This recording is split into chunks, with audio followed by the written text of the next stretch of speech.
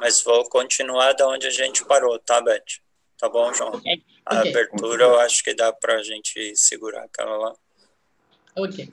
Bem, eu divido hoje minha atividade de consultoria entre Brasil e Portugal. Então, parte da pandemia eu passei no Brasil e nesse momento eu estou em Portugal e estou aqui acompanhando a reabertura das atividades. O meu olhar em relação ao que os impactos, né, da pandemia, além, é claro, de todas as pessoas infectadas, perdas familiares e todo esse processo, é que, em relação ao negócio, ao cuidar do cliente, ao relacionamento com o cliente, o aprendizado tem sido muito grande, porque a maioria das empresas não estavam preparadas para estarem longe dos seus clientes e manter esse atendimento, essa prestação de serviço, essa entrega de produtos e tudo mais. Então, esse cenário foi um cenário que provocou uma aceleração muito grande e muitos projetos que estavam para frente tiveram que ser antecipados, principalmente quando a gente fala de projetos de transformação digital. Muitos aprendizados também, eles foram trazidos para o presente para que pudesse dar continuidade no negócio, que também é um grande desafio hoje ainda para as empresas. E também a questão de você trabalhar em home office, como é que você faz gestão à distância, como é que você motiva as pessoas, como é que a estrutura dos locais onde as pessoas estão trabalhando nas suas casas estão realmente adaptadas a isso. Se ela tem o silêncio necessário, se ela tem o mobiliário necessário. E eu entendo também que dentro desses desafios todos que estão sendo ainda vividos no processo de pandemia, existe a questão do pós-pandemia, que a gente precisa também avaliar e entender que muitas empresas que hoje estão pensando em eu acho que o home office é um bom cenário, funcionou para mim, eu tive produtividade. Então, ter clareza que não pode ser transferido o custo para o colaborador. As empresas vão ter que ter um olhar de entender o seguinte: como é que eu preparo a casa do meu colaborador se eu quero agora trabalhar com um percentual do meu time em home office? Como eu preparo essa estrutura, seja de ergonomia, seja de silêncio, seja de capacidade de internet, que também foi um desafio para as provedoras de internet do mundo todo, com a grande demanda da utilização do sinal, do Wi-Fi e tudo mais. Então, eu acho que dentro desse cenário de pandemia, nós temos um número de aprendizado muito grande em vários pontos e um momento de reflexão, onde a gente olha aí vários modelos de negócios surgindo, não necessariamente todos vão ser bem-sucedidos, mas esse número de modelos precisa ser olhado com cuidado e olhado a importância da verdadeira cultura de cliente, cultura de relacionamento com o cliente, que as empresas demonstraram nesse processo todo. Beth, obrigado aí, né? Ladislau, qual que é a primeira você já tem uma reflexão, né, sobre o que aconteceu efetivamente até aqui, de mudança, de alternativa das empresas? Olha, eu tenho acompanhado, por questões pessoais e profissionais, 4 continentes, não é? Porque eu estou baseado aqui no Dubai, e acompanho as operações quer no continente, quer no Egito e Índia, mas também na Europa, em Portugal, de onde eu sou original e onde eu tenho a minha família e amigos, e também no Brasil, onde passei 4 anos e mantenho uma ligação grande. Então, o que eu vejo quando olho para trás é os países, e a pandemia teve vários momentos diferentes, não aconteceu da mesma forma em todo o lado, simultaneamente, mas o percurso é semelhante. E o que as empresas tiveram que fazer em todos os países foi igual. Ou seja, a solução, o processo de correr para casa, de fazer esse êxodo de um dia para o outro, de ir a correr para casa e começar a trabalhar em home office, foi igual aconteceu no Egito, nos Emirados, na Índia, em Portugal, na França, no Brasil, nos Estados Unidos, onde quer que fosse. Ou seja, nesse aspecto, todo mundo teve que fazer o mesmo. Todo mundo teve que garantir no dia, se preferência no próprio dia, que conseguia manter o serviço a funcionar a partir de casa das pessoas. Os impactos nas famílias e nas pessoas foi também semelhante, porque todo mundo viu-se fechado em casa, com a família, famílias maiores ou menores, e com necessidade de trabalhar e estudar a partir de casa. Ou seja, essa situação também aconteceu em todo lado, de uma maneira ou de outra, uns pela televisão, outros pela internet, com mais provedor, menos provedor, mais largura de banda, menos largura de banda, a solução foi a mesma.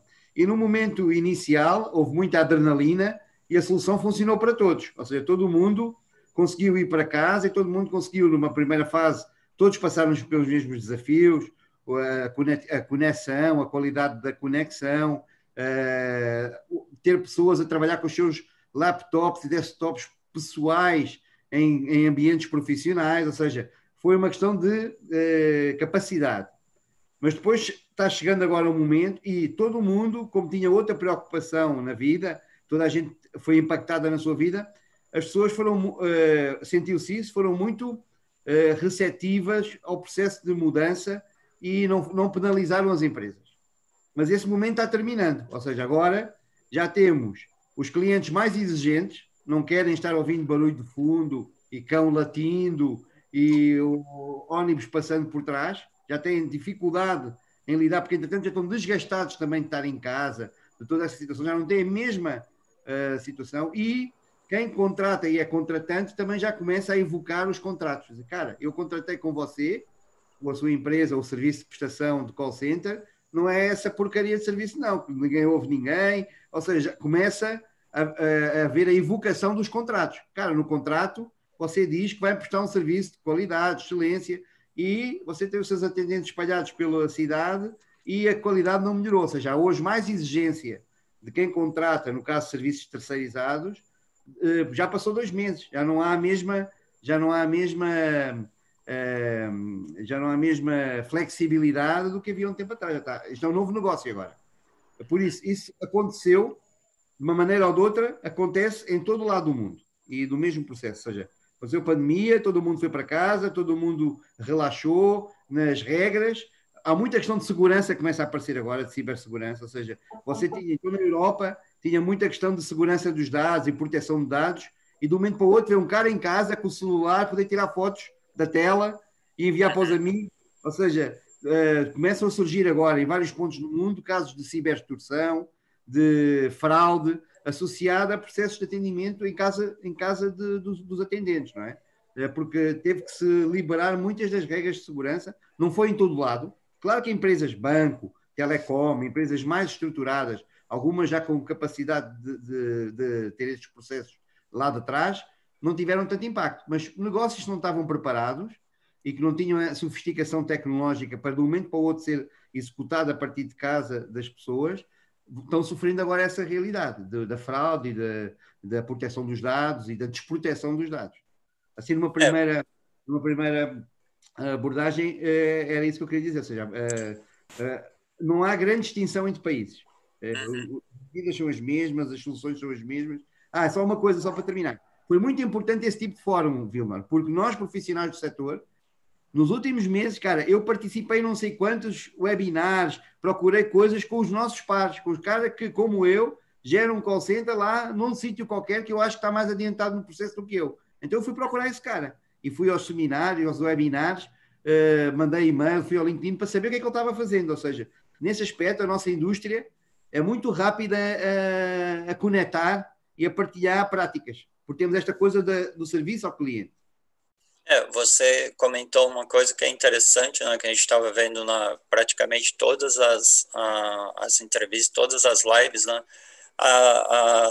no recolhimento, né, as pessoas foram muito mais afetivas e aceitando algumas mudanças até para ter o serviço. Então, o que você comentou, né, de repente ouviu um barulho de um cachorro, latindo do cachorro, uma criança que apareceu, né, mas é interessante, né? Você já marcou, né? Você já começou a observar uma mudança nesse comportamento. Até esse atendimento ele precisa ser mais profissional, e você avançou muito mais na parte da segurança, né, e tal, que é uma coisa, é uma preocupação hoje que a gente começa a ver. Muito, muito legal. João, e aí, como que foi o seu primeiro momento? Bom, só para contextualizar, eu, depois de quase 20 anos como executivo de grandes empresas no Brasil, há cerca de 2 anos eu vim aqui para os Estados Unidos. Então, aqui eu sou co-founder de uma startup de tecnologia no Vale do Silício. Tenho ajudado alguns empreendedores brasileiros a trazer negócio de tecnologia para os Estados Unidos, mas continuo atuando como consultor e conselheiro para empresas do setor de relacionamento com cliente no Brasil, tanto de tecnologia quanto de call center. Então, eu tenho um pé aqui nos Estados Unidos, mas eu continuo com as minhas ligações fortes com o Brasil. E o que eu tenho visto é o seguinte, é que, lembrando do livro A Arte da Guerra, quer dizer, o caos traz oportunidades para a inovação. Teve um CEO de uma telecom no Brasil que colocou muito bem que talvez o maior legado da pandemia para o setor empresarial seja a coragem digital. E, sem dúvida, essa crise ela trouxe a oportunidade para que diversos setores pudessem inovar rapidamente para continuar garantindo o atendimento aos clientes e a continuidade dos negócios. Em poucas semanas, conseguiu-se ter o avanço de muitos anos. A Luísa Helena tem falado que em 5 dias conseguiu-se evoluir 5 anos. Talvez não tenha sido em 5 dias, tenha sido em 5 semanas, mas, sem dúvida, muita coisa aconteceu.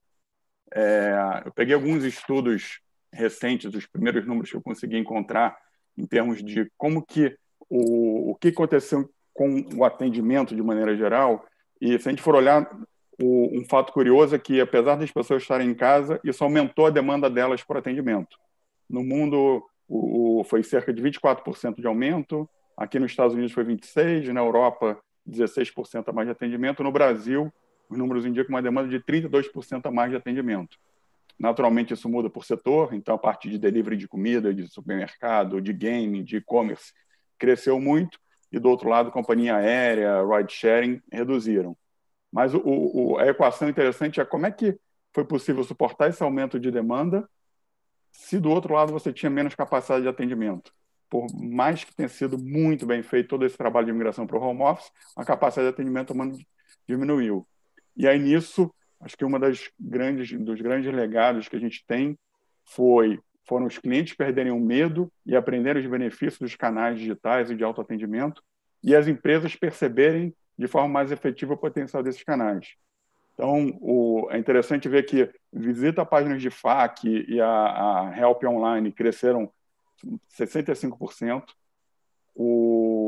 E aí, do outro lado, o atendimento por telefone caiu cerca de 10%. E aí, olhando alguns outros números, o WhatsApp mais do que dobrou, chat, social media cresceu na casa de 30%, SMS, e-mail, Messenger na casa de 20%. Então, efetivamente, um dos legados que a gente tem com toda essa situação é que os canais digitais conseguiram avançar muito. E isso, eu acho que é uma das grandes conquistas que a gente teve. E quando a gente fala de canal digital, muita gente pensa assim, não, então eu estou atrasado, eu vou ter que chegar e colocar inteligência artificial e machine learning para estar no mesmo nível que outras empresas. Não. Quando a gente fala de migração para canal digital, a gente pode falar simplesmente de você chegar e ter uma boa página online explicando o que você tem para fazer, um vídeo que oriente o cliente. Mas, lógico que a inteligência artificial veio para ficar e cada vez mais ela vai crescer. Nesses últimos meses, o Watson da IBM aumentou em 40% as consultas dele. As soluções de bot da Zendesk dobraram as consultas dele. Só que você não precisa disso para falar que você está evoluindo no canal digital. Então, o que eu acho que foi talvez o maior legado foi ver que você não precisa ter um Big Bang para começar a ir para esse mundo de atendimento digital. Então, efetivamente, com soluções simples, as empresas começaram a trabalhar. E dobrar o volume de WhatsApp é um exemplo disso. Eu estava fazendo alguns levantamentos, vendo assim, teve grandes empresas no Brasil que atendem milhões de clientes que quadriplicaram o uso de WhatsApp durante a quarentena. E isso não tem de só ser um momento passageiro, porque você tem conseguido trazer qualidade. Então, no final das contas, apesar de ter aumentado a demanda por atendimento, os canais digitais conseguiram segurar parte disso. E a outra parte, ela foi em função do trabalho do home office. Aqui nos Estados Unidos, o home office estava mais consolidado. Só para você ter uma ideia, antes da pandemia, mais da metade das empresas já tinham parte da equipe em home office. E o curioso é que esse padrão de home office não é porque as empresas aqui eram visionárias, mas é que tinha sido um caminho para conseguir ter mais agentes americanos atendendo americanos. Entendi. Porque os americanos têm, de maneira geral, um preconceito de ser atendido por pessoas de outros países. E isso se reflete na nota de satisfação que eles dão no FCR. Então, aqui já tinha uma disseminação maior de home office, então a migração foi mais natural com menor trauma. Mas, no Brasil, eu acompanhei de perto o trabalho de migração de várias empresas para home office e teve muito sucesso. Então, eu queria até aproveitar para parabenizar os profissionais brasileiros, trabalharam muito, mas conseguiram realmente virar a maior parte das operações para home office. E acho que algumas estatísticas interessantes e até contraintuitivas foram que, por exemplo, a produtividade não caiu. Então, muita gente falava assim, vai para home office, vai despencar a produtividade do atendente. Não, a produtividade não caiu. E a qualidade também não. Então, mostra que o home office ele é viável, ele naturalmente precisa de algumas adaptações. Então, por exemplo, no Brasil, como a Beth bem colocou, a questão da banda larga ela ainda é um desafio. Então, talvez o pior reflexo que tenha tido na qualidade do atendimento foi a queda de chamadas por causa da instabilidade de rede, mas o home office tem se mostrado como algo que vai mudar essa dinâmica dos call centers. Não estou falando que vai continuar nesse nível, mas provavelmente a gente vai ir para o meio de um caminho. Vai pegar trabalhos de madrugada, trabalhos de back-office, e vai concentrar, sem dúvida nenhuma, eles mais em home office. E quem sabe até uma evolução de legislação trabalhista permita, por exemplo, que você tenha o home office para diminuir a ociosidade do call center e ter pessoas que de casa trabalhem poucas horas por dia só focadas no momento de pico. Então, acho que a primeira leitura é que a pandemia, de todas as coisas terríveis que trouxe, ela trouxe um lado positivo, que foi um avanço na coragem digital das pessoas em colocar as tecnologias para funcionar e para melhorar e para conseguir fazer com que o negócio continuasse e o cliente continuasse sendo bem atendido. Uhum. Bom, beleza, João, muito boa a explanação, né, para a gente encerrar o nosso primeiro bloco, mas eu queria aproveitar, né, como tinha comentado, agradecer, né, inauguramos ontem, né, o nosso primeiro apoio, né, e gostaria de passar o vídeo, né, deles, uma forma aí de agradecimento.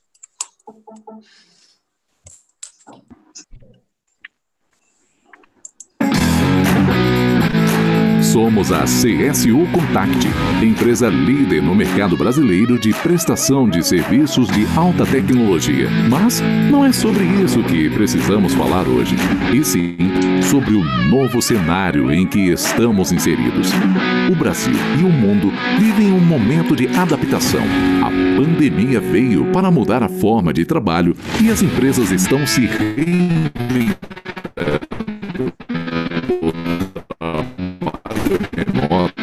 No atendimento ao cliente já é uma realidade. Para ajudar a sua empresa a acompanhar as mudanças sem sofrer com os impactos dessas alterações, estruturamos um novo modelo de trabalho para suprir as demandas deste novo formato de operação e de segurança da sua informação. O CSU Home Office é um produto completo para a gestão e execução da sua operação de forma remota e segura. CSU Home Office, ajudando. Agradecimento aí aos amigos da CSU que resolveram apoiar a gente nessa iniciativa. E entrando no segundo bloco, né? No segundo bloco, então, gostaria de convidar a Beth, né, para fazer essa reflexão, né, dessas mudanças, né? O que você já está vendo de mudança, Beth? O que você já está começando a perceber, né?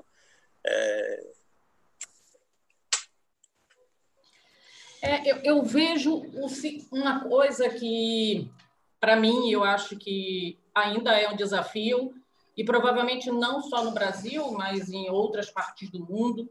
Acho que aqui em Portugal, por exemplo, provavelmente esse desafio também é percebido, que é fazer gestão à distância das pessoas.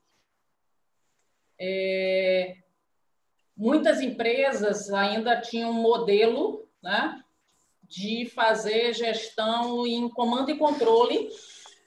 E nós vamos ter que, quando a gente fala de fazer uma gestão à distância e todo o direcionamento, quando a gente fala no mindset atual do digital, é colaborativo. Então, a gente tem que pensar em quem é esse colaborador, como é que ele está como pessoa, qual é o ambiente que ele está conectado ou não com a cultura da organização, ele é realmente esse perfil. Então, assim, hoje eu acho que a forma de você entender as pessoas que estão na sua organização vai ser diferente. Se ela trabalha em home office ou se ela trabalha na estrutura física da empresa, eu acho que esse olhar para as pessoas será diferente.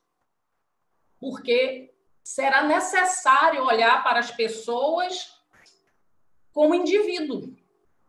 Então, o desafio de muitos gestores vai ser conhecer de uma forma muito mais profunda as pessoas que estão com eles.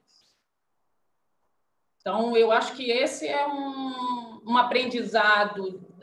A gente aprendeu essa necessidade e precisa agora aprender a como lidar com ela e como fazer isso. Então, liderança se tornou muito mais do que uma definição, mas se tornou um talento, né? Eu sempre considerei liderança um talento. Só que eu acho que a pandemia trouxe isso muito aos olhos de todos, que liderar pessoas é um talento, é um poder, né? E para todo poder tem responsabilidades e a gente vai ter que lidar com isso assim, nesse novo cenário, nesse novo normal aí que tanto se espera. Outra questão que eu vejo é que vai ter uma mudança também do comportamento de consumo, né?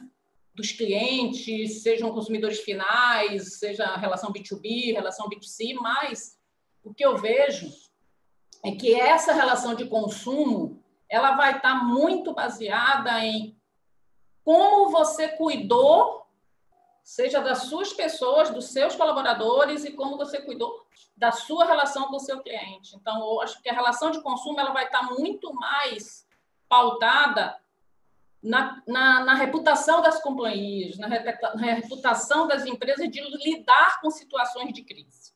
Eu acho que esse é um desafio. E aí a gente traz para esse momento a questão da qualidade de serviço, né? Que o Ladislau falou, que o João falou, que é uma coisa que a tolerância para a situação do momento da pandemia, ela acaba. Eu não vou ser mais tolerante com o serviço mais ou menos. Eu quero qualidade de serviço. E isso vai exigir das organizações uma questão de consistência, uma questão de quanto eu sou capaz de entregar realmente qualidade de serviço, o quanto eu consigo engajar o meu time, os meus colaboradores para serem realmente embaixadores desse trabalho e entender a importância dessa qualidade de serviço.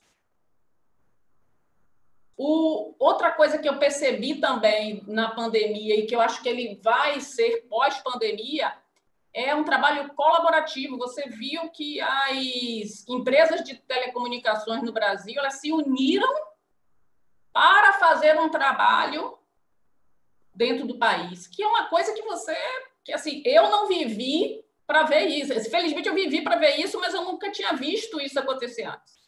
Então, foi um trabalho muito relevante que elas fizeram, de apoio e tal. E eu acho que essa questão de usar o network a favor vai ser muito recorrente a partir de agora. Por exemplo, delivery de alimentos. Muitas pessoas nunca tinham usado esse tipo de serviço. E agora isso... Todo mundo usou, todo mundo teve que usar e entendeu que é bom.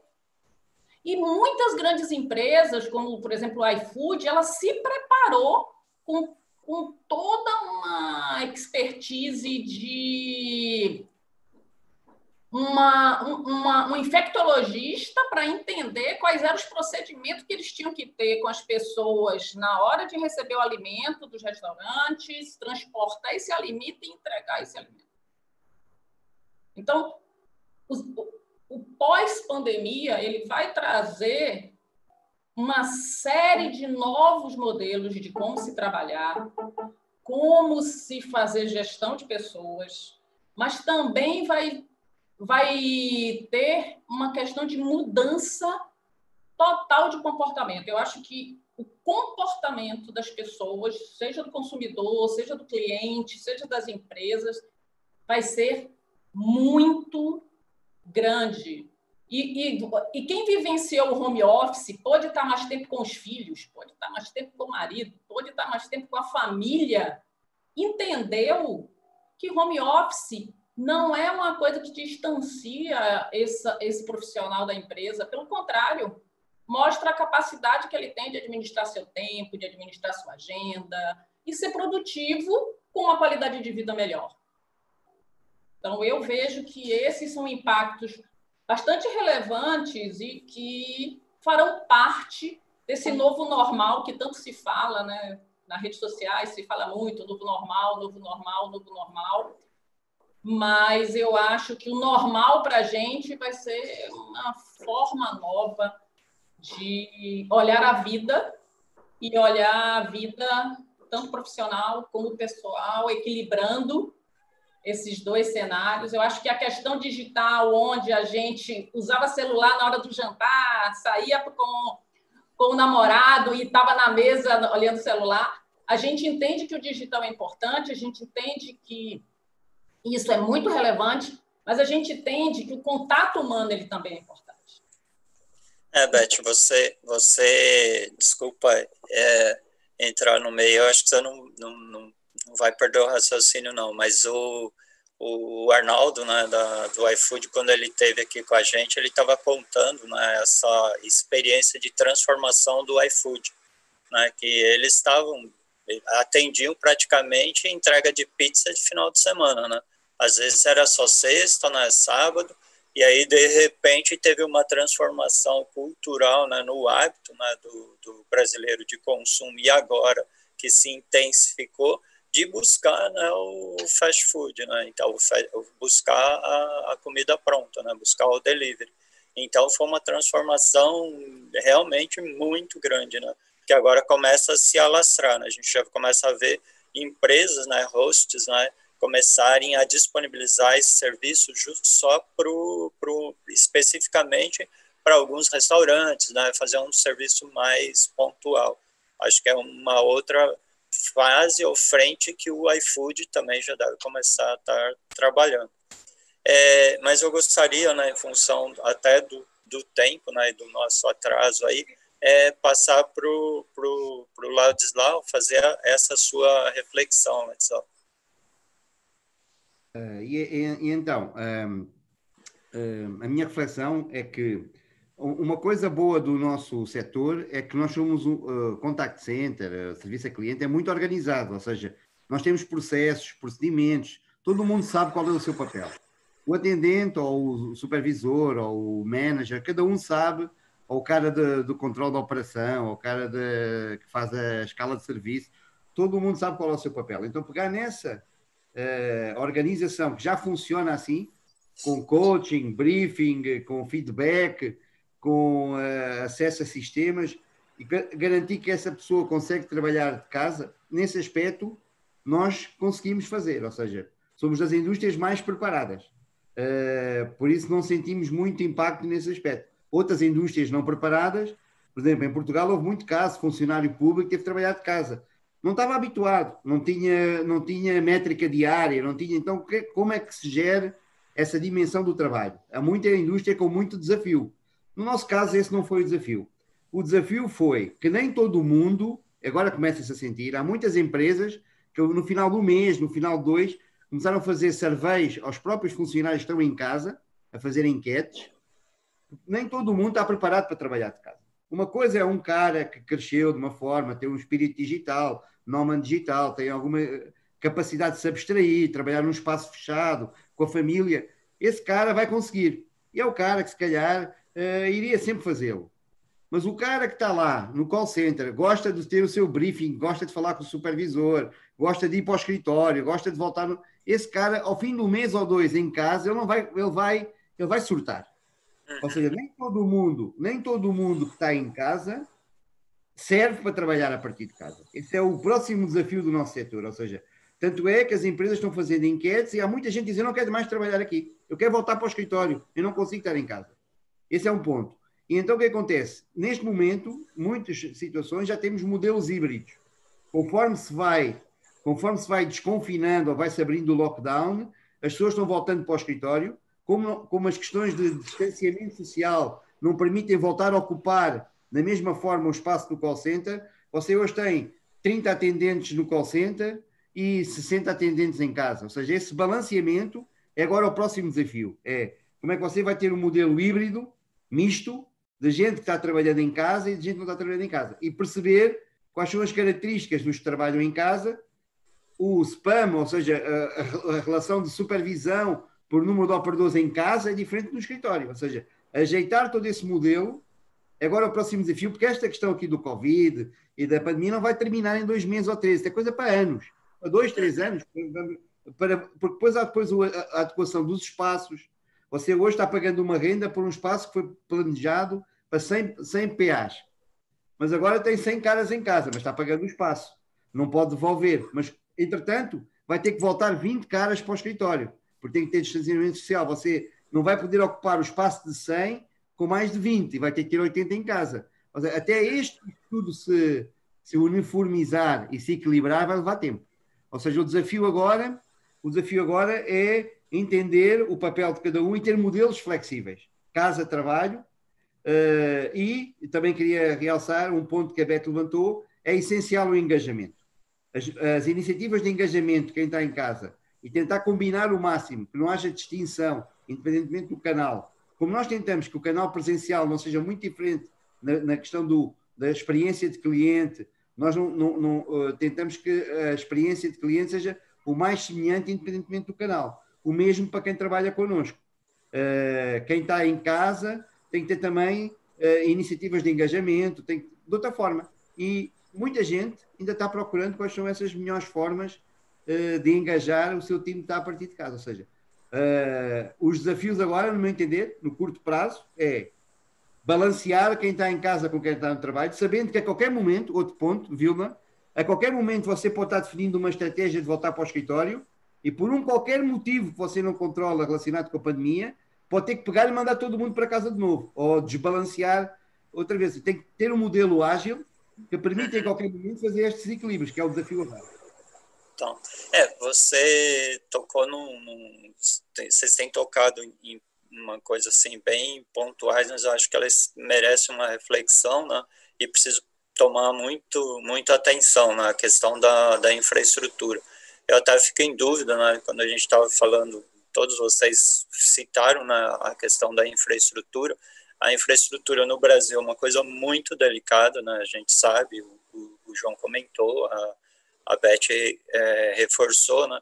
E você, nos nossos esquentas, aí você tinha até comentado, né, a situação, principalmente nos países no sul da Europa, pelo que eu entendi, e um pedaço da Ásia, né, que são países prestadores de serviço. Vocês acreditam, ou você, né, especificamente, que vai ter uma evolução, né, vai ter uma olhada, né, para esses outros países que são prestadores de serviço e reestruturar e melhorar a prestação de serviço a partir desses países, Ladislau?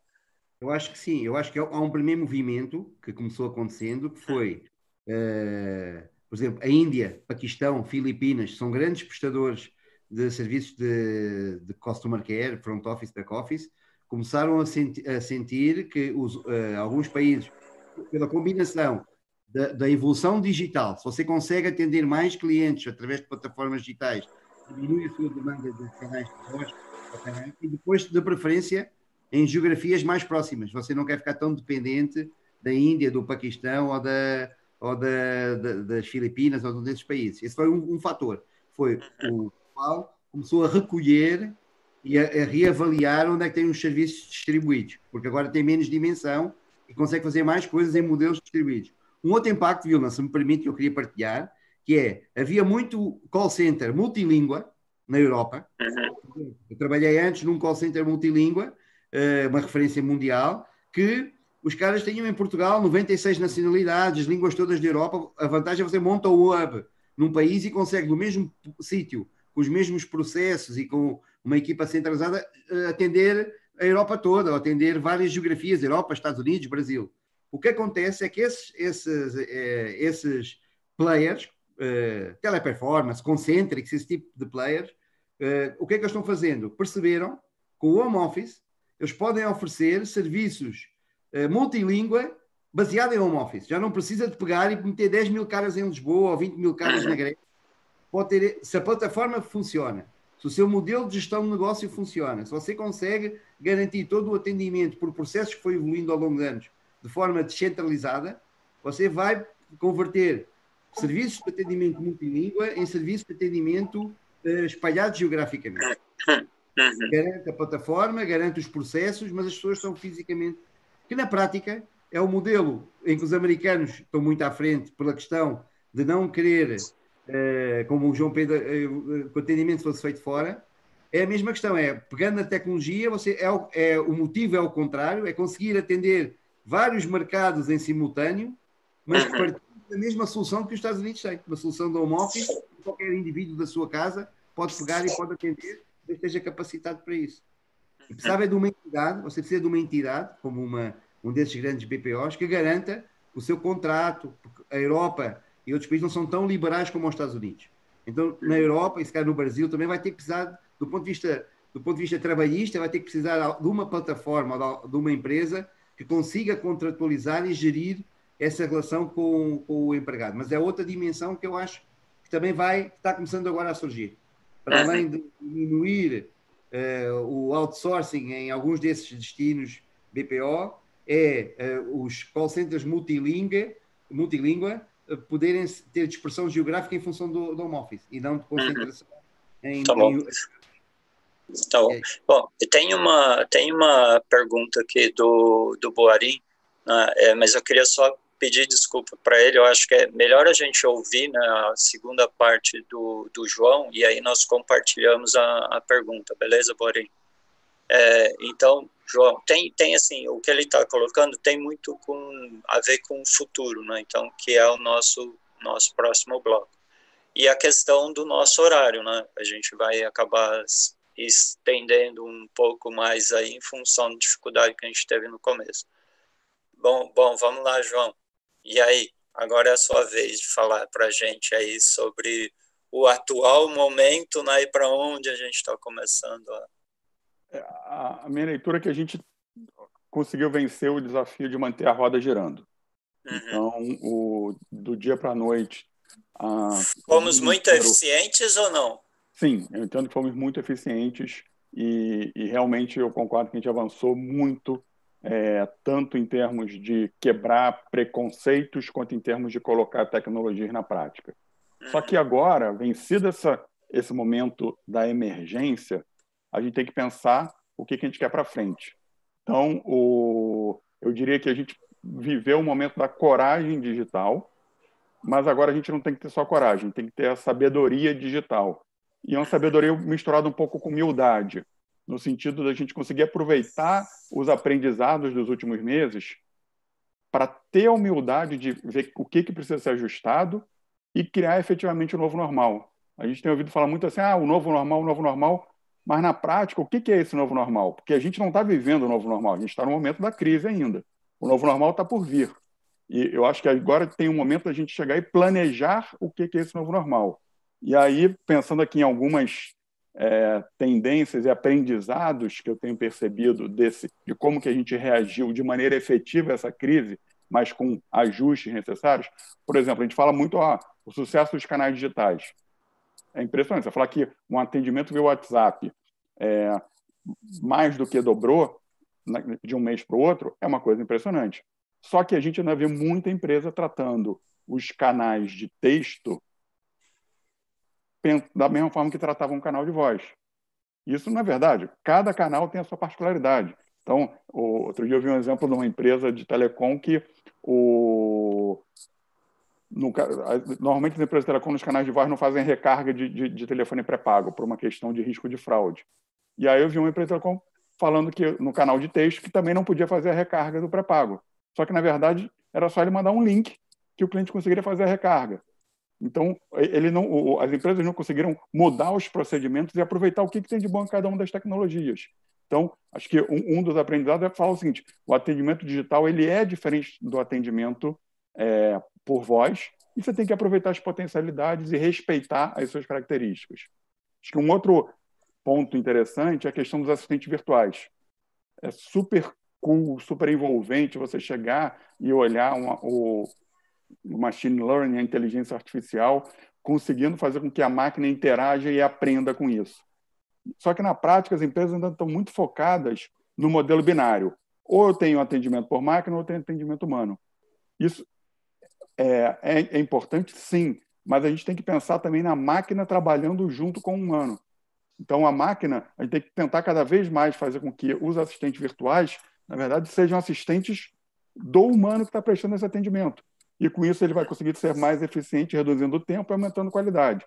Então, trabalhar nos assistentes virtuais em conjunto com o humano, e não só no 0 ou 1, ou um ou outro. E acho que outra oportunidade, outra tendência forte é que o Customer Centric está ganhando mais força, e para isso é fundamental colocar a voz do cliente no centro da estratégia das empresas. Só que para medir a voz do cliente é difícil, sempre foi e continua sendo. Só que o que a gente tem visto de tecnologia ajudando nisso, eu tenho acompanhado de perto diversos casos de uso de Speech Analytics que estão realmente funcionando como um pilar para ter o cliente no centro das decisões. Então, o Customer Centric com voz do cliente, Speech Analytics, eu acho que é uma outra tendência que está por vir.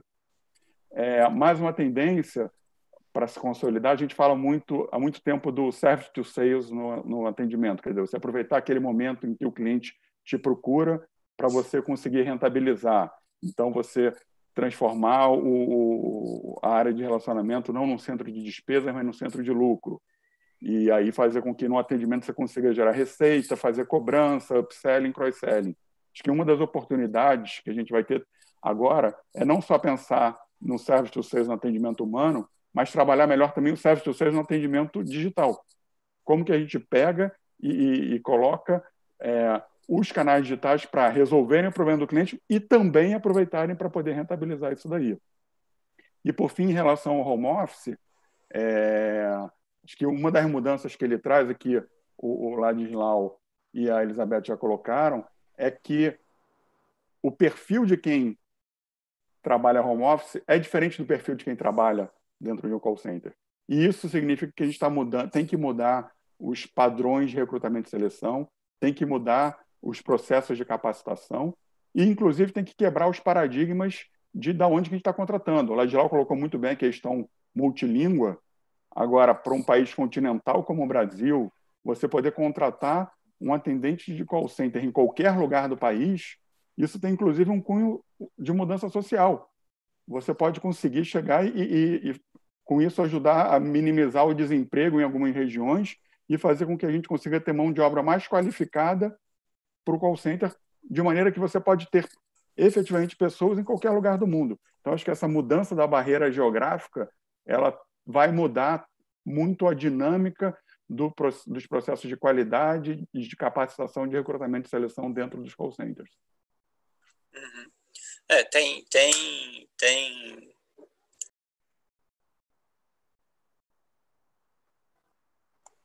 Desculpa, estava fechado aqui o microfone.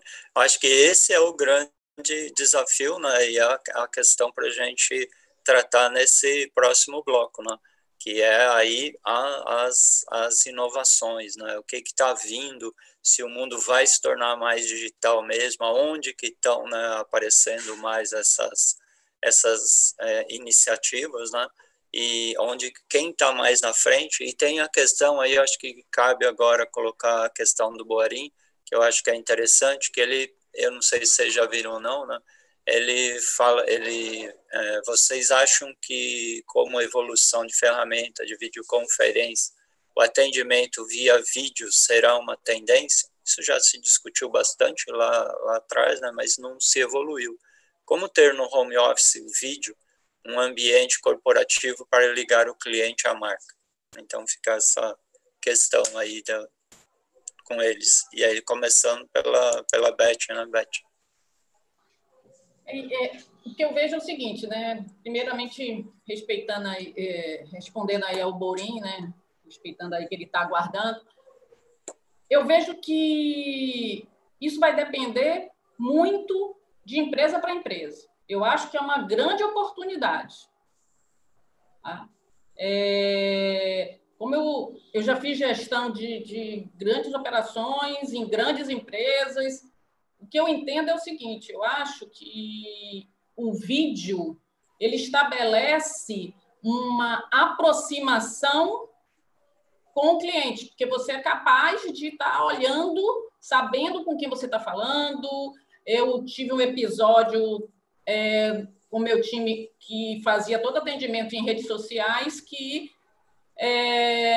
um consumidor questionou se era um robô ou se realmente tinham pessoas ali respondendo nas mídias sociais, e com ideia do próprio time, postamos uma foto na mídia social respectiva, justamente para dizer que sim, eram pessoas que estavam ali respondendo ao consumidor. Então, assim, eu acho que o vídeo ele traz essa aproximação e ajuda. Mas, por outro lado, você tem que entender que a estrutura dessa comunicação por vídeo, ela tem que gerar uma boa experiência para esse cliente, uma boa experiência para esse consumidor e uma boa experiência para o colaborador que está ali nesse momento fazendo esse contato. O Landislau falou que o atendimento presencial, né, ele tem um ganho muito grande. O vídeo, ele, de uma certa forma, ele leva essa experiência do olho no olho, de você saber com quem você está falando. Então, eu acho muito benéfico. Acho bastante benéfico isso. Tá? E gostaria de ver as empresas utilizando esse método de relacionamento com o cliente e também com o consumidor. Quando a gente fala do que está por vir, né? Das tendências, né? Eu acho que, por mais que a gente se esforce, provavelmente vai escapar alguma coisa. Mas, assim, pensando no que, para mim, é uma paixão, né? Que é cuidar de gente, né? Que seja do cliente ou seja do colaborador. Eu acho que os líderes, eles vão ter que usar uma palavra que todo mundo também está falando, já tem um tempo, que é se inovar, né? E eu acho que a humildade, ela vai ser uma característica muito relevante para os profissionais para frente. Entender que tudo que ele sabe é muito importante e poder compartilhar esse conhecimento, mas também a humildade de aprender coisas novas, seja com o seu próprio time, seja através de desenvolvimento. Eu acho que a forma de ensinar, sejam treinamentos corporativos, ele também vai mudar, ele precisa mudar, ele precisa efetivamente trazer tangibilizado essa questão de passar conhecimento. E eu até abro um parênteses para dizer que a gente precisa que as escolas e universidades também pensem em fazer uma mudança muito grande de preparação de todos esses jovens que estão aí para o mercado de trabalho. Porque o modelo atual que nós temos, e aí especificamente falando do Brasil, ele é muito carente, ele não prepara efetivamente os profissionais para o mercado, tem muitos gaps, muita coisa que falta. Eu acho que esse é um momento importante de se refletir sobre essa questão de conhecimento, educação e melhoria da capacidade das pessoas de desenvolverem as suas habilidades. Quando a gente fala de tecnologia, indiscutivelmente, o mundo digital ele se democratizou de uma maneira muito grande, todo mundo entende que é capaz de usar tecnologia, e eu acho que ele foi muito inclusivo nesse momento de pandemia, porque muitos perfis de profissionais que entendiam que isso não é para mim, eu não vou me dedicar a aprender isso, mas foram obrigados a aprenderem por uma necessidade de se manter a sua relação com as empresas que ele prestava serviço ou que trabalhava, ou com seus próprios clientes também. Aqui em Portugal eu vi muito isso acontecer, em relação a você se adaptar à questão do uso de tecnologia.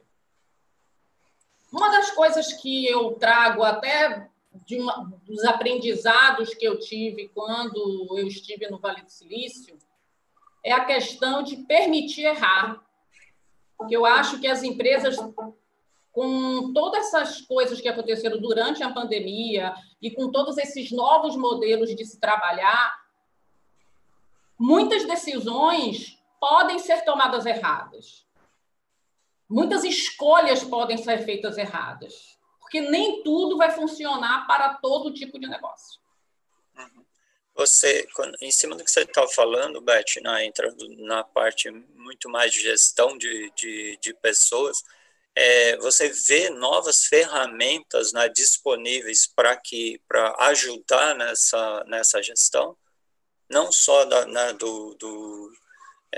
não só do treinamento, mas o que vem por trás para reforçar esse conteúdo que você vai transmitir. Eu diria que uma ferramenta é realmente o tempo do gestor, um tempo de qualidade para conhecer as pessoas. E não só conhecer as pessoas pelo que elas podem entregar para a organização, mas para o que ela não conhece ainda que ela é capaz de entregar. Podendo olhar essa pessoa e entender que ela pode ser extremamente mais produtiva se ela estiver fazendo outro tipo de atividade, que ela vai estar mais feliz fazendo aquilo, e, consequentemente, vai ser mais produtivo. Eu acho que os líderes vão ter que dedicar mais tempo nessa questão de conhecer as pessoas com que elas têm e passa por a questão de seleção. Que perfil é que eu quero? Realmente esse perfil... Eu acho que é muito mais olhar o quanto o perfil daquele profissional está alinhado com a cultura da organização do que, efetivamente, o currículo técnico que ele tem a oferecer. Eu acho que esse é uma metodologia, uma ferramenta que vai precisar ser usada.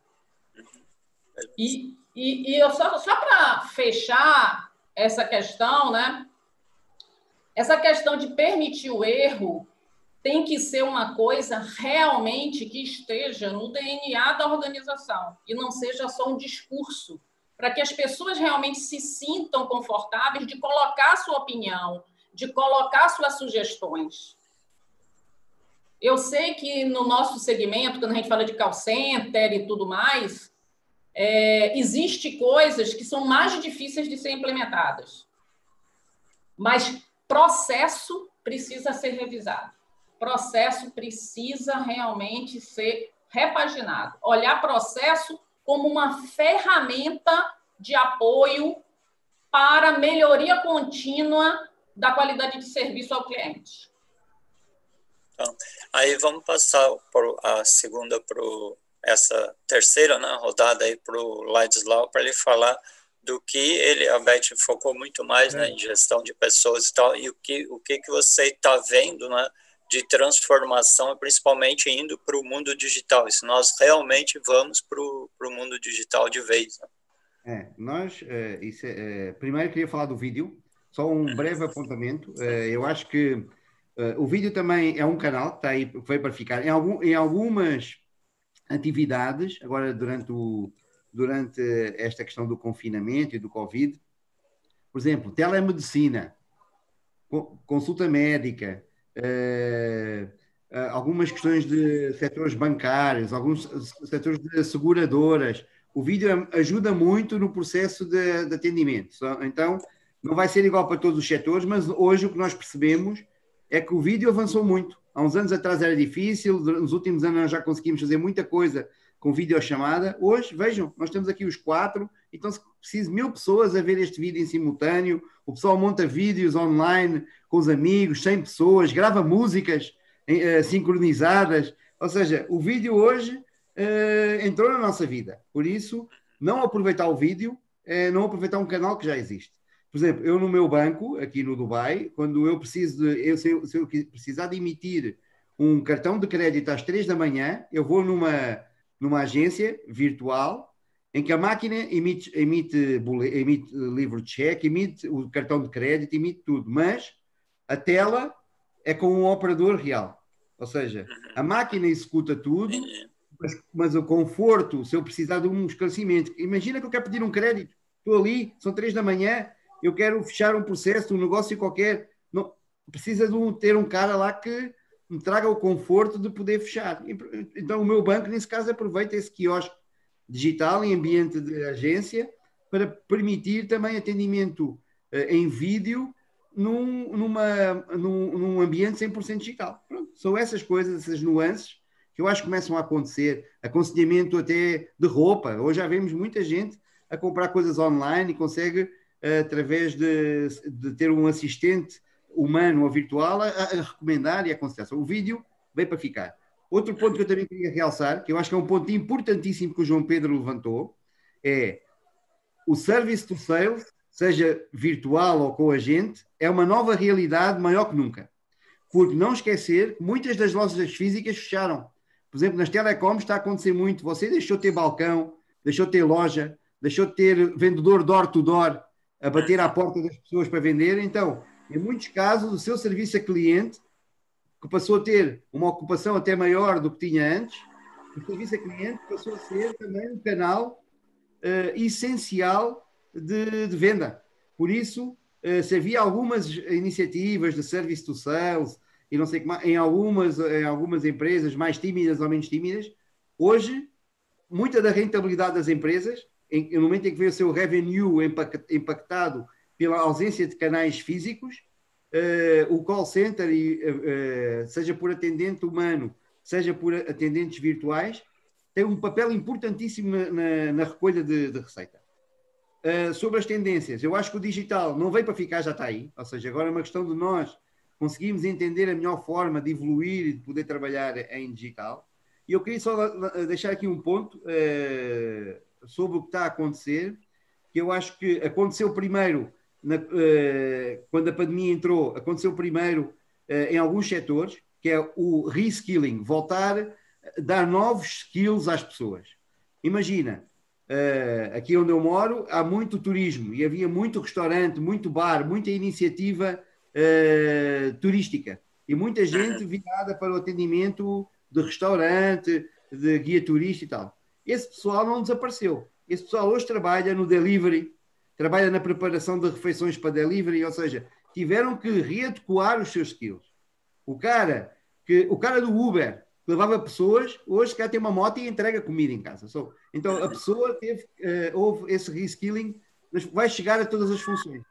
No call center, no contact center, nas organizações, há pessoas que hoje estão a fazer uma função que vai passar a ser redundante, ou do ponto de vista digital, ou porque vai ser feita em casa, ou por algum outro motivo. Então essa pessoa tem características e tem skills que as empresas têm que perceber quais são, porque tem a cultura da empresa, conhece a empresa, e perceber dentro do novo mapa de profissões e dentro das novas necessidades, onde é que esse cara, que é um cara que tem o DNA e cultura da empresa, conhece, melhor do que contratar uma pessoa de fora, nesse aspecto, onde é que você pode tirar a maior partido desses skills. É uma tendência que está agora começando também a ser muito acelerada, é o reskilling de funções dentro das organizações.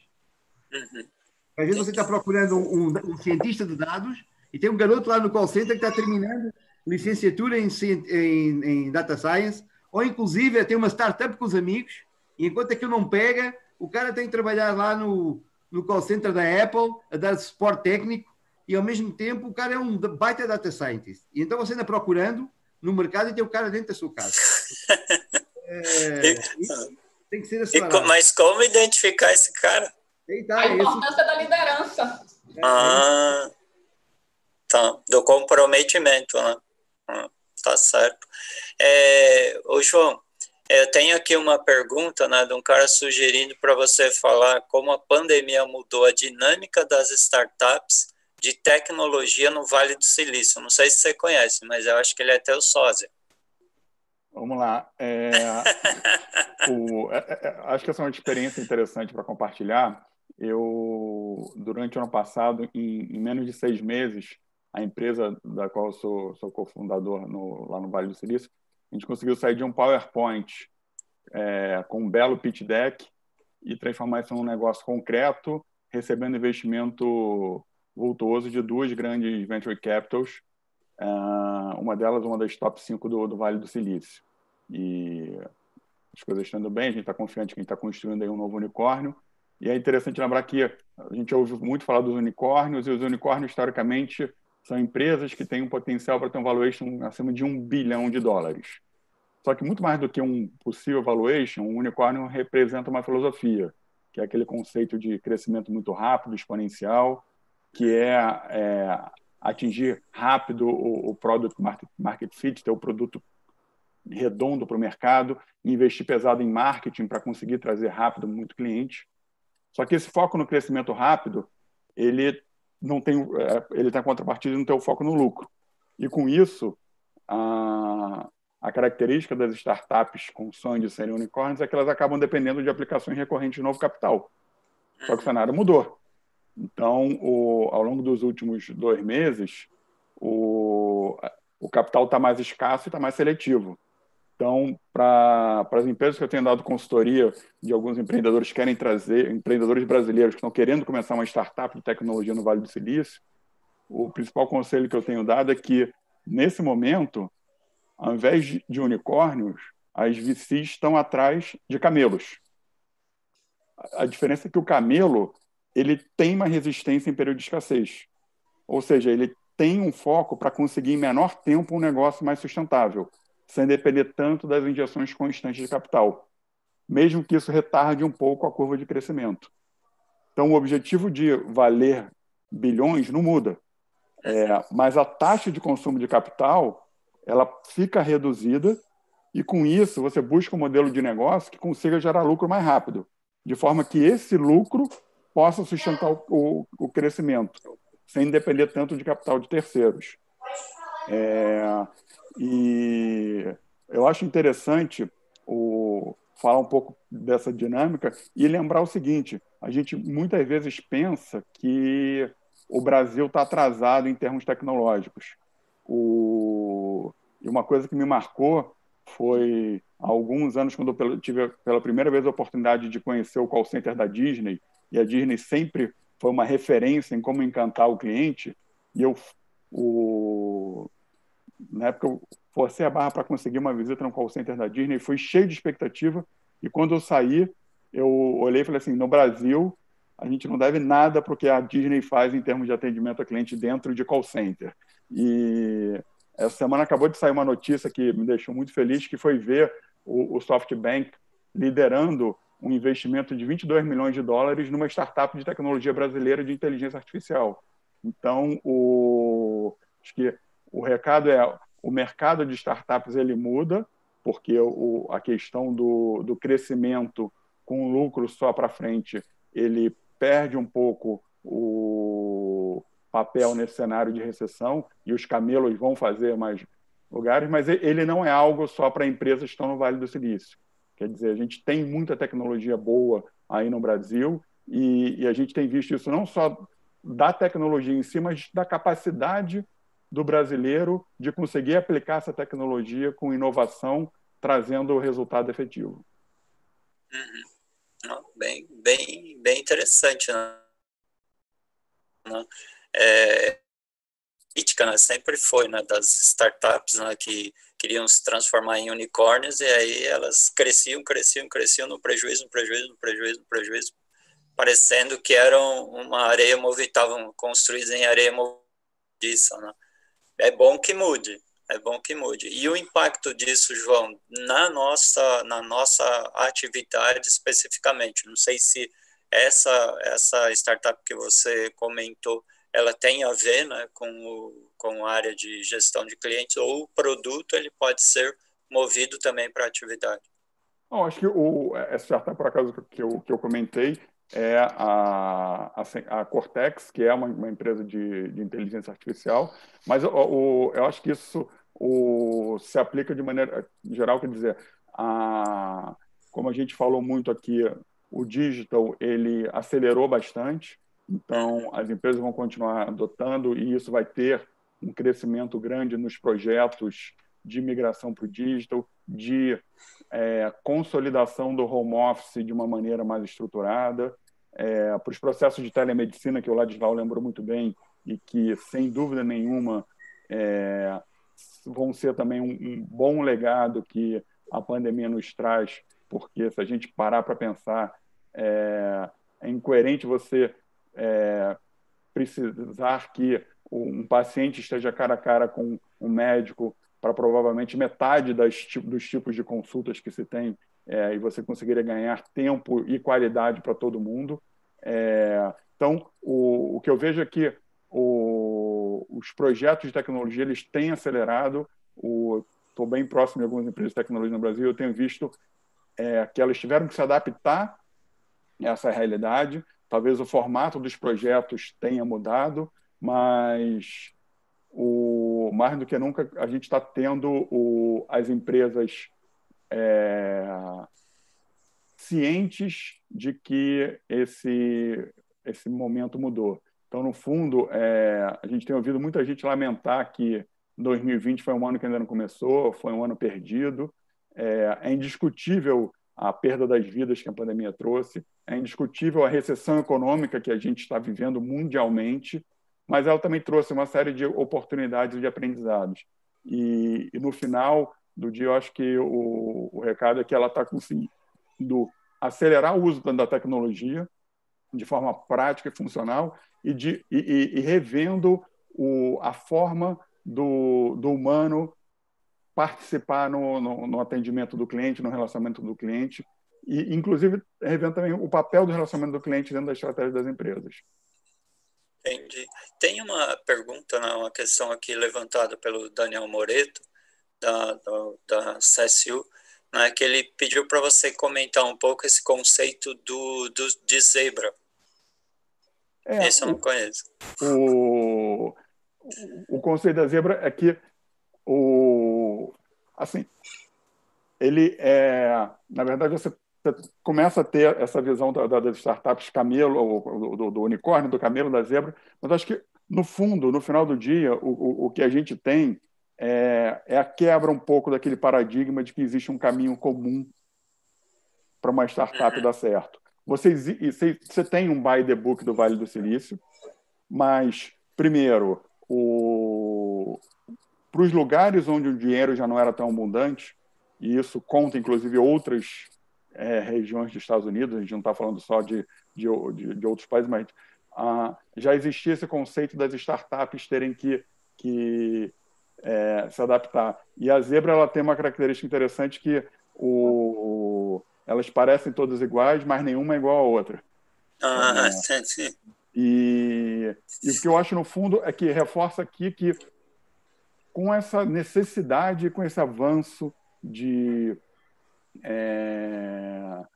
que as empresas tiveram no consumo de tecnologia, a gente tem um mercado muito favorável para as startups de tecnologia em todo o mundo. E o momento agora é conseguir focar em trazer resultado. Eu gosto muito de falar que muito mais importante você ter uma tecnologia de ponta é você ter um resultado diferenciado. E eu já tive a felicidade de participar em projetos usando tecnologias antigas que trouxeram resultados sensacionais. E também tive o aprendizado de participar de projetos usando tecnologias super avançadas que, na prática, não conseguiram trazer resultado nenhum. Então, acho que a mensagem agora é a gente conseguir colocar em prática isso, e, no fundo, é uma oportunidade para as empresas de tecnologia, é uma oportunidade para as próprias empresas no atendimento a cliente, porque isso significa você poder melhorar a qualidade e reduzir custo, e uma qualidade para o cliente também, porque pode significar menor esforço. Então, acho que você pode ter aqui a equação ideal, que é o ganha, ganha, ganha. Todo mundo pode sair ganhando disso daí e tirar um bom exemplo para frente de todo esse momento difícil que a gente está vivendo. Não, beleza, muito bom. Eu acho que assim, o papo está espetacular, né? A gente até tem alguns comentários, um coraçãozinho ali. Teve um cara que ficou muito feliz, grande satisfação pelo Ladislau nessa live aqui. Não sei se você viu, mas está no canal. Então, apesar, né, da gente ter um probleminha aí no início, pelo menos, né, a gente retomou e teve uma adesão. Não era o que a gente estava esperando, né, mas teve um impacto, evidentemente, mas não assim, a gente conseguiu transmitir a mensagem. Depois vamos replicar ela dentro dos nossos canais, né? Acho que a gente tem uma outra visibilidade aí, porque o conteúdo realmente está muito bom. Não estou dando um tchau para vocês, né? Mas eu só queria lembrar, né, para os amigos que a gente ainda fecha a semana, né? A gente tem quarta-feira amanhã, tem uma entrevista que eu acho que vai ser espetacular com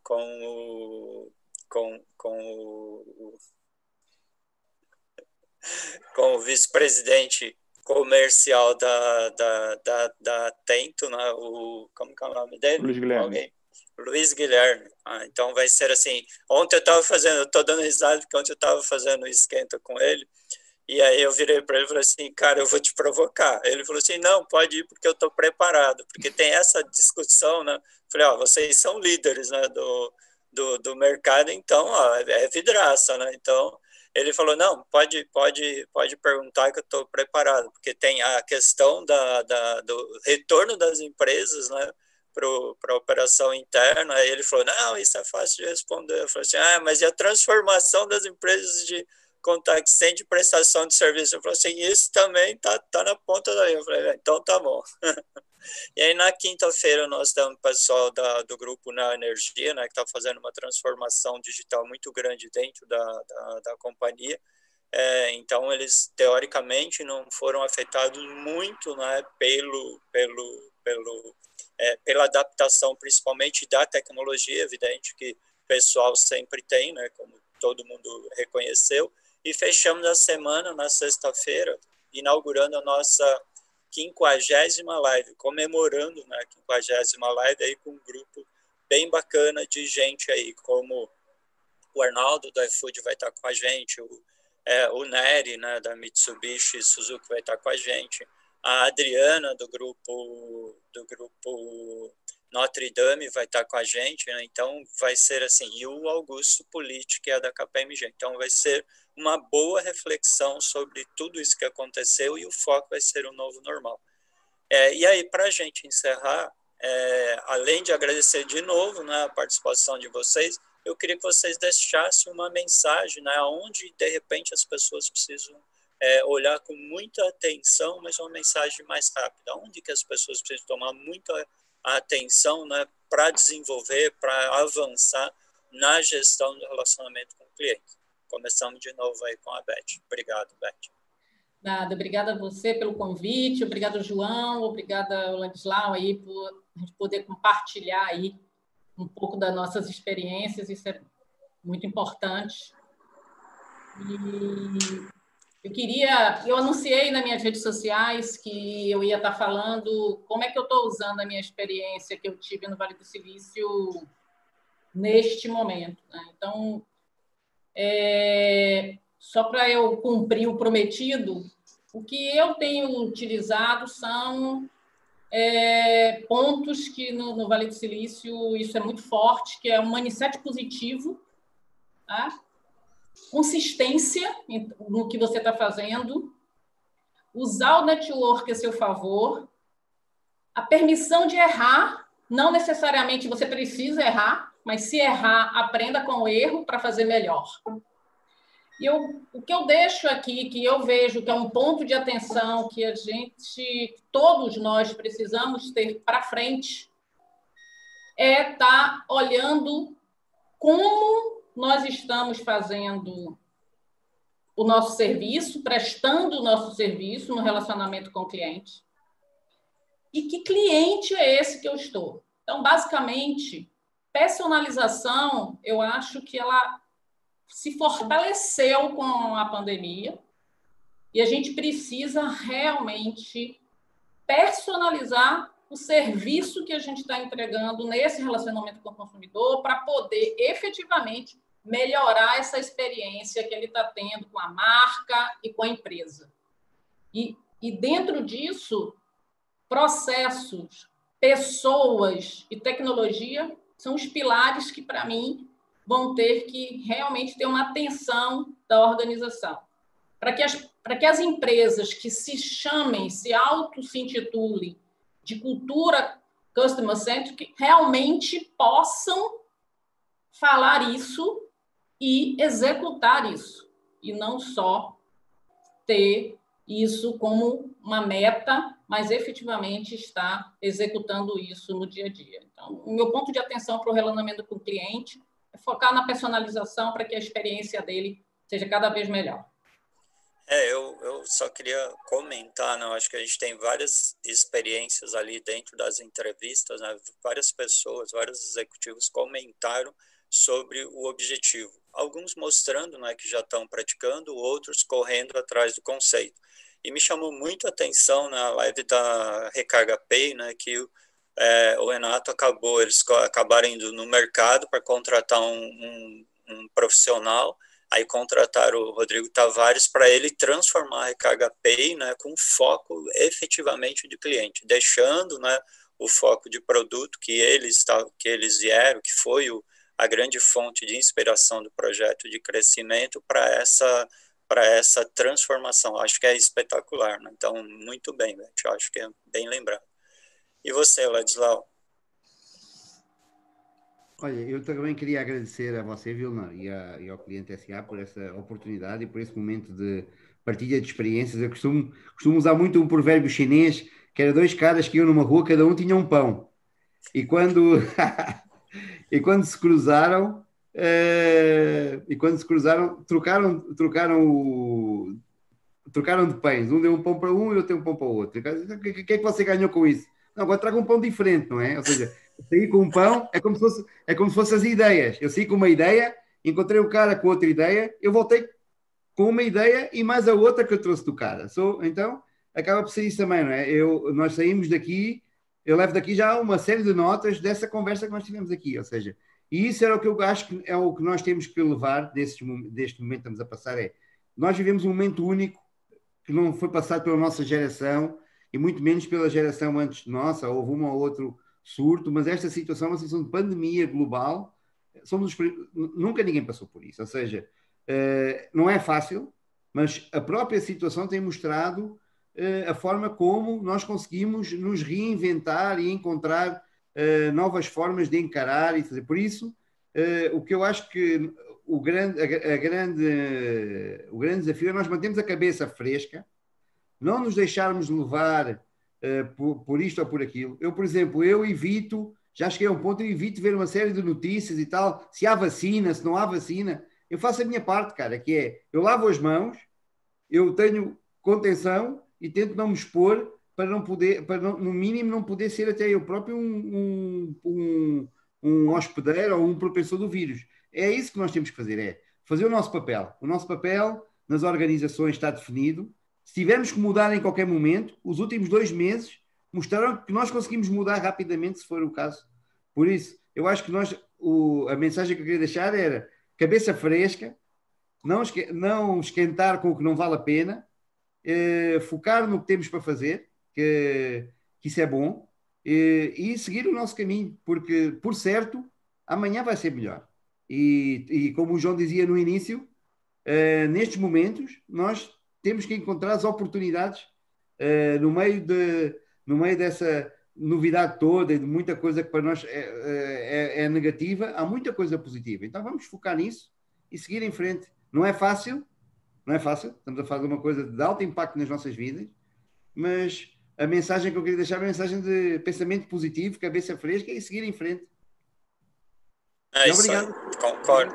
Obrigado, É que é Elizabeth. isso. Eu é que agradeço a vocês aí estar dispensando o tempo de vocês, né, dedicando eles para a gente compartilhar esse conhecimento. Né, João? Bom, Gilmar, muito obrigado. Eu acho que foi um prazer estar aqui com você, com a Beth, com o Ladislau e com todos que nos acompanharam. E a minha mensagem final vai no reforço de que, primeiro, parabéns para todo o mercado de relacionamento com clientes. Acho que foi sensacional a forma como as empresas conseguiram segurar a onda e não deixar o cliente sentar assistido durante esse momento de crise. Então, elas realmente tiveram coragem, quebraram barreiras e tornaram isso uma realidade. Agora, vencido esse momento, vencida essa coragem, é a questão da sabedoria e da humildade para que a gente tenha a ciência de que o novo normal está nas nossas mãos.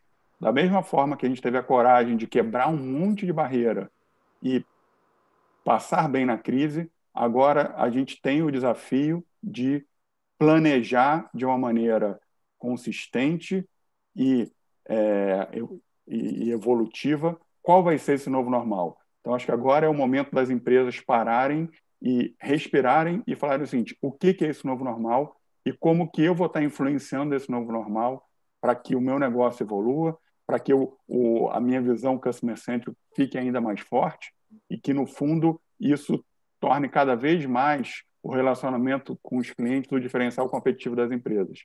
Então, acho que agora é o momento de reflexão, de olhar para frente e voltar a colocar a mão na massa de uma maneira mais planejada, com uma estratégia mais de médio e longo prazo. Ok, muito bem. Bom, então, obrigado, pessoal. Nós nos vemos amanhã falando com o Luiz Guilherme. Grande abraço para vocês e obrigado por agregar valor aí à nossa iniciativa. Valeu. Obrigada a todos.